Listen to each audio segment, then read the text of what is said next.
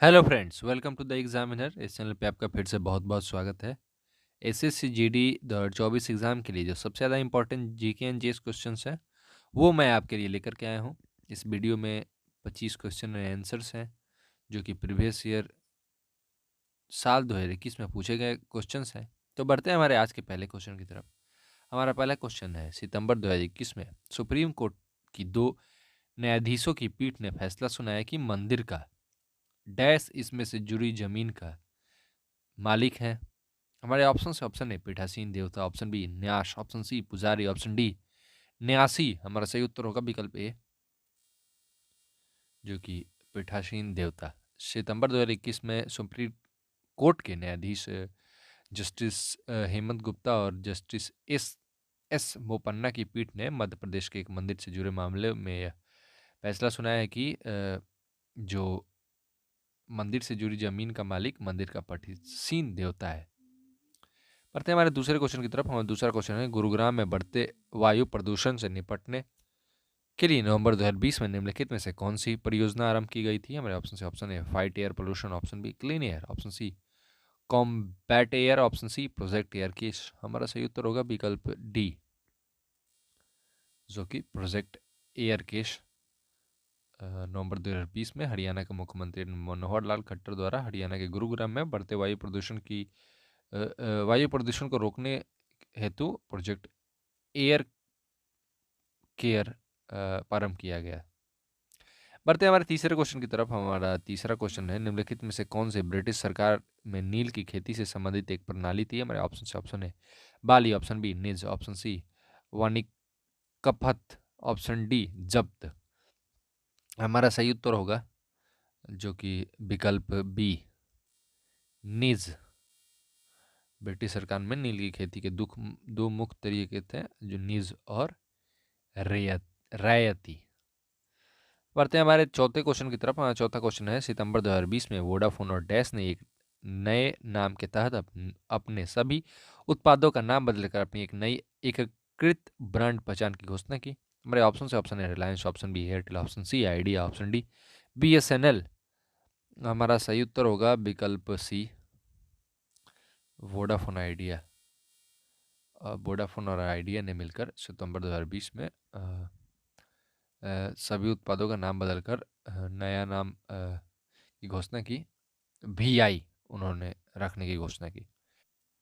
बढ़ते हमारे पांचवें क्वेश्चन की तरफ। हमारा पांचवा क्वेश्चन है, पौधों के विभिन्न पहलुओं के वैज्ञानिक अध्ययन को डैश कहा जाता है। हमारे ऑप्शन है ब्रायोफाइटा विज्ञान, ऑप्शन बी जंतु विज्ञान, ऑप्शन सी वनस्पति विज्ञान, ऑप्शन डी जैव प्रौद्योगिकी। हमारा सही उत्तर होगा विकल्प सी, वनस्पति विज्ञान, बॉटनी कहा जाता है। पौधों के विभिन्न पहलुओं के वैज्ञानिक अध्ययन को बॉटनी कहा जाता है।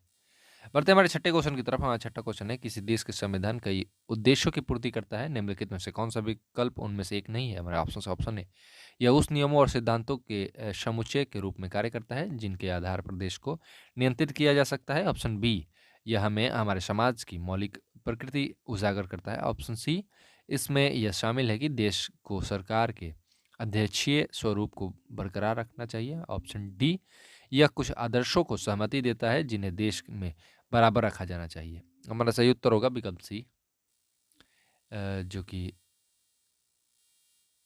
इसमें यह शामिल है कि देश को सरकार के अध्यक्षीय स्वरूप को बरकरार रखना चाहिए।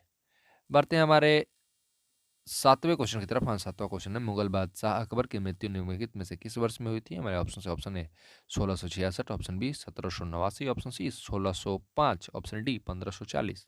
हमारा सही उत्तर होगा विकल्प सी, जो कि 1605 में मुगल सम्राट अकबर की मृत्यु हुई थी। और उनका जन्म कब हुआ था? उनका 1542 में उनका जन्म हुआ था और उनका राज्य अभिषेक 1556 में हुआ था।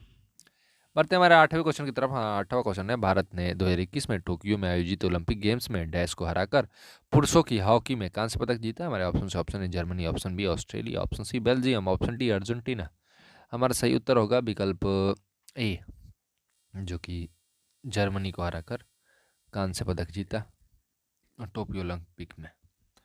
बढ़ते हमारे आज के 9वें क्वेश्चन की तरफ। हाँ, 9वां क्वेश्चन है, नवंबर 2020 तक के अनुसार निम्नलिखित में से कौन अंतर्राष्ट्रीय ओलंपिक कमेटी का एक भारतीय सदस्य है? हमारे option A Nita Ambani, option B Milkha Singh, option C Mukesh Ambani, option D P T. हमारा सही उत्तर होगा विकल्प ए, जो कि नीता अंबानी जी हैं।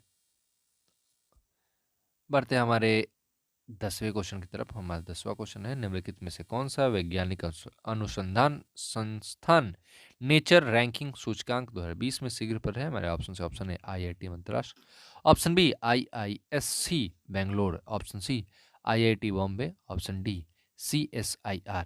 हमारा सही उत्तर होगा विकल्प डी, जो कि CSIR नेचर रैंकिंग सूचकांक 2020 में नई दिल्ली स्थित वैज्ञानिक एवं औद्योगिक अनुसंधान परिषद CSIR पहले तथा Indian institute of science IISc Bangalore दूसरे स्थान पर है। CSIR की स्थापना 1942 में हुई थी। यह एक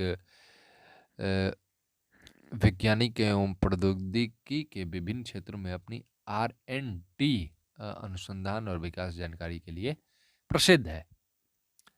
बढ़ते हैं हमारे 11वें क्वेश्चन की तरफ। हमारा 11वां क्वेश्चन है, निम्नलिखित में से किस राज्य में नाहरगढ़ किला स्थित है? हमारा option A Maharashtra, option B Rajasthan, option C Punjab, option D Gujarat. हमारा सही उत्तर होगा विकल्प जो कि बी, राजस्थान के जयपुर में नाहरगढ़ किला स्थित है। इसे जयपुर के राजा सवाई जय सिंह ने 1734 में बनवाया था। बढ़ते हैं हमारे 12वें क्वेश्चन की तरफ। हाँ, 12वां क्वेश्चन है, डैश जनसंख्या के आकार, क्षेत्रीय वितरण और उसकी संरचना तथा जन्म, मृत्यु, प्रवास और उम्र बढ़ने के कारण समय के साथ जनसंख्या कैसे बदलती है, इसका अध्ययन है। हमारे ऑप्शन है demography, option B caliology, option C pomology, option D phycology. हमारा सही उत्तर होगा विकल्प ए, डेमोलॉजी। जनसंख्या के आकार, क्षेत्रीय वितरण और उसकी संरचना तथा जन्म, मृत्यु, प्रवास और उम्र बढ़ने के कारण समय के साथ जनसंख्या कैसे बदलती है, इसका अध्ययन है। बढ़ते हैं हमारे 13वें क्वेश्चन की तरफ। हमारा 13वां क्वेश्चन है, सिंधु घाटी सभ्यता के घरों में कमरे तथा आमतौर पर एक डैश के आसपास बने होते थे। हमारे ऑप्शन है कुएं, ऑप्शन बी अंगीठी, ऑप्शन सी आंगन, ऑप्शन डी पानी की टंकी। हमारा सही उत्तर होगा विकल्प सी, आंगन। बढ़ते हैं हमारे 14वें क्वेश्चन की तरफ। हमारा 14वां क्वेश्चन है, अनकिया नट एक विशिष्ट एकांकी नाटक है जो डैश की संस्कृति को विशेषित करता है। हमारा ऑप्शन है Orissa, option B Tamil Nadu, option C Assam, option D Bihar. हमारा सही उत्तर होगा विकल्प सी, असम। अनकिया नट एक विशेष एकांकी नाटक है जो असम की संस्कृति को विशेषित करता है। बढ़ते हैं हमारे 15वें क्वेश्चन की तरफ। हमारा 15वां क्वेश्चन है, ढाका में अखिल भारतीय मुस्लिम लीग का गठन किया गया था। इसके बारे में निम्नलिखित में से कौन सा कथन सत्य नहीं है? हमारे ऑप्शन है यह मुसलमानों के लिए अलग निर्वाचक मंडल चाहता था, ऑप्शन बी लीग ने बंगाल विभाजन का समर्थन नहीं किया, ऑप्शन सी लीग का गठन 1906 में हुआ, ऑप्शन डी इसका गठन मुस्लिम जमींदारों और नवाबों के एक समूह द्वारा किया गया था। हमारा सही उत्तर होगा विकल्प बी, लीग ने बंगाल विभाजन का समर्थन नहीं किया था। बढ़ते हैं हमारे 16वें क्वेश्चन की तरफ। हमारा 16वां क्वेश्चन है, फराह खान ने फिल्म डैश के लिए फिल्म फेयर अवार्ड 2021 में सर्वश्रेष्ठ कोरियोग्राफी का पुरस्कार जीता। हमारे ऑप्शन है थप्पड़, ऑप्शन बी मलंग, ऑप्शन सी छपाक, ऑप्शन डी दिल बेचारा। हमारा सही उत्तर होगा विकल्प डी, दिल बेचारा। दिल बेचारा के लिए फराह खान ने फिल्म दिल बेचारा के लिए फिल्म फेयर अवार्ड 2021 में सर्वश्रेष्ठ कोरियोग्राफी का पुरस्कार जीता। ये सुशांत सिंह राजपूत की आखिरी फिल्म थी। बढ़ते हैं हमारे 17वें क्वेश्चन की तरफ। 17वां क्वेश्चन है, डैश की धारा 20 मानसिक रोग से ग्रस्त प्रत्येक व्यक्ति को सम्मान के साथ जीने का अधिकार देती है। हमारा ऑप्शन है मानसिक स्वास्थ्य अधिनियम 1987, ऑप्शन बी राष्ट्रीय चिकित्सा आयोग अधिनियम 2019, ऑप्शन सी मानसिक स्वास्थ्य देखभाल अधिनियम 2017, ऑप्शन डी भारतीय दंड संहिता 1860। हमारा सही उत्तर होगा विकल्प सी, मानसिक स्वास्थ्य देखभाल अधिनियम 2017 में मानसिक स्वास्थ्य के लिए अधिकार आधारित प्रावधान किए गए। यह अधिनियम मानसिक स्वास्थ्य अधिनियम 1987 का स्थान लिया है। बढ़ते हैं हमारे 18वें क्वेश्चन की तरफ। 18वां क्वेश्चन है, केंद्रीय बजट 2020-21 में डैश वर्ष तक भविष्य के लिए तैयार रेलवे प्रणाली फ्यूचर रेडी रेलवे सिस्टम की परिकल्पना की गई है। हमारे ऑप्शन है 2030, option B 2035, option C 2025, option D 2040। हमारा सही उत्तर होगा विकल्प ए 2030। जो केंद्रीय बजट 2020-21 में वर्ष 2030 तक के लिए तैयार रेलवे प्रणाली फ्यूचर रेडी रेलवे की परिकल्पना की गई है। बढ़ते हैं हमारे 19वें क्वेश्चन की तरफ। हम 19वां क्वेश्चन है, महाबेली गंगा डैश की सबसे लंबी नदी है। हमारा ऑप्शन है Nepal, option B Pakistan, option C Sri Lanka, option D Bhutan. हमारा सही उत्तर होगा विकल्प सी श्रीलंका। जो कि महाबेली गंगा श्रीलंका की सबसे बड़ी नदी है। यह उत्तर पूर्व की ओर बहते हुए बंगाल की खाड़ी में गिरती है।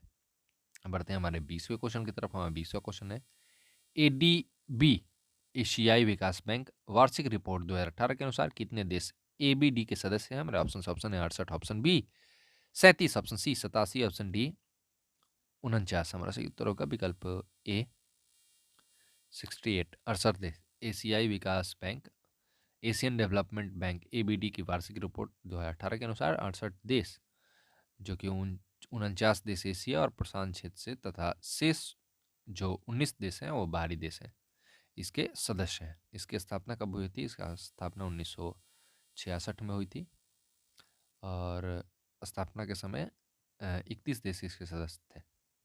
अब 68 देश हो गए हैं। बढ़ते हैं हमारे 21वें क्वेश्चन की तरफ। हमारा 21वां क्वेश्चन है, निर्गत मूल्य क्या है। हमारा ऑप्शन है यह बाजार मूल्य से अधिक मूल्य है, ऑप्शन बी यह बाजार मूल्य से कम मूल्य है, ऑप्शन सी यह किसान द्वारा तय किया गया मूल्य है, ऑप्शन डी यह बाजार मूल्य के समान मूल्य है। हमारा सही उत्तर है विकल्प बी निर्गम मूल्य यह बाजार के मूल्य से कम मूल्य है। बढ़ते हैं हमारे 22वें क्वेश्चन की तरफ। हमारा 22वां क्वेश्चन है, प्रति इकाई समय में किसी वस्तु के वेग में परिवर्तन की दर डैश कहलाती है। हमारे ऑप्शन है औसत वेग, ऑप्शन बी गति, ऑप्शन सी औसत चाल, ऑप्शन डी त्वरण। हमारा सही उत्तर होगा विकल्प डी त्वरण। प्रति इकाई समय में किसी वस्तु के वेग में परिवर्तन की दर त्वरण कहलाती है। बढ़ते हैं हमारे 23वें क्वेश्चन की तरफ। 23वां क्वेश्चन है, ग्रेट इंडिया डेजर्ट के बारे में निम्नलिखित में से कौन सा कथन गलत है। हमारा ऑप्शन ए यह भारत का सबसे बड़ा मरुस्थल है, ऑप्शन बी कांटेदार झाड़ियों के साथ वनस्पति आवरण कम है, ऑप्शन सी इसे थार मरुस्थल भी कहा जाता है, ऑप्शन डी पद्मा इस क्षेत्र की प्रमुख नदी है। हमारा सही उत्तर होगा विकल्प डी, जो कि ग्रेट इंडियन डेजर्ट को थार मरुस्थल भी कहा जाता है। यह भारत का सबसे बड़ा मरुस्थल है। अरावली पहाड़ी के पश्चिम किनारे पर थार का मरुस्थल स्थित है। इस क्षेत्र में प्रतिवर्ष 150 मिलीमीटर से भी कम वर्षा होती है। इस शुष्क जलवायु वाले क्षेत्र में वनस्पति बहुत ही ज़्यादा कम है। लूनी इस क्षेत्र की प्रमुख नदी है, पद्मा इस क्षेत्र की प्रमुख नदी नहीं है। बढ़ते हैं हमारे 24वें क्वेश्चन की तरफ। हमारा 24वां क्वेश्चन है, 2019 में ज्ञानपीठ पुरस्कार निम्नलिखित में से किसे प्राप्त हुआ। हमारे option A doctor ONV Kurup, option B Chandrashekhar Kambar, option C Akkitham Achuthan Namboodiri, option D doctor रघुवीर चौधरी। हमारा सही उत्तर होगा विकल्प जो कि सी अकिथम अच्युतन नंबूदरी। 2020 में इन्हें ज्ञानपीठ पुरस्कार मिला और जो कि डॉक्टर ONV ग्रुप है उन्हें 2007 में 2007 में और चंद्रशेखर काबरा को 2010 में और डॉक्टर रघुवीर चौधरी को 2015 में ज्ञानपीठ पुरस्कार विजेता हैं ये चारों।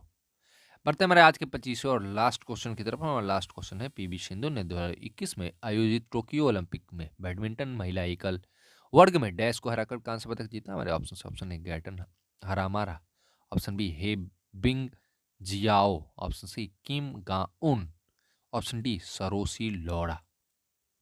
हमारा सही उत्तर होगा विकल्प बी हे बिंग जियाओ। टोक्यो ओलंपिक 2021 में बैडमिंटन महिला एकल वर्ग में PV सिंधु ने चीन के हेबिंग जियाओ को पराजित कर कांस्य पदक जीती। सेमीफाइनल मैच में वह चीनी ताइपे की ताई चू यिंग से हार गई थी।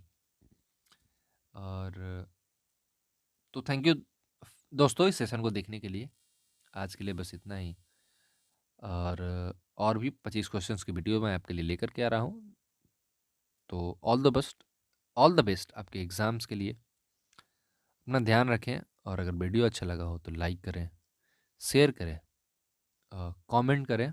अगर आप चैनल पर नए हो तो सब्सक्राइब करें अगर वीडियो अच्छा लगा हो तो, और नोटिफिकेशन बेल ऑन कर लें सब्सक्राइब करने के बाद, ताकि मैं जब भी वीडियोज़ डालूँ तो आपको समय समय पे वीडियोज़ की नोटिफिकेशन मिलती रहे।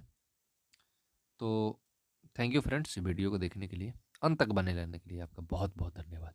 मिलते हैं अगले वीडियो में, तब तक के लिए आप देखते रहिए द एग्जामिनर।